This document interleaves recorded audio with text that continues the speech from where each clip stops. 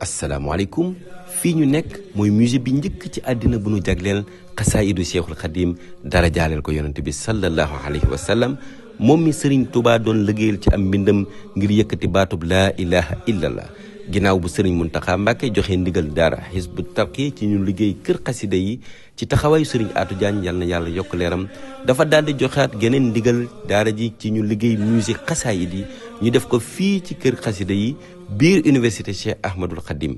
musée boobu lépp xar baax la musée boobu nga xam ne jëwriñu Hizbut Tarqiyyah Serigne Youssou Diop moo ko taxaw jiite ko tey jii moom lay ubbi ci fukki fan ak ñeent ci weeru safar juróom-ñeenti fan ci weeru août 2025 ci takkusaan ci ndigalal xalif général des mourides Cheikh Mamadou Mountakha Mbacké ci kilifteef Serigne Cheikh Bassirou Mbacké moom mi jiite liggéeyu màggal gi 18 safar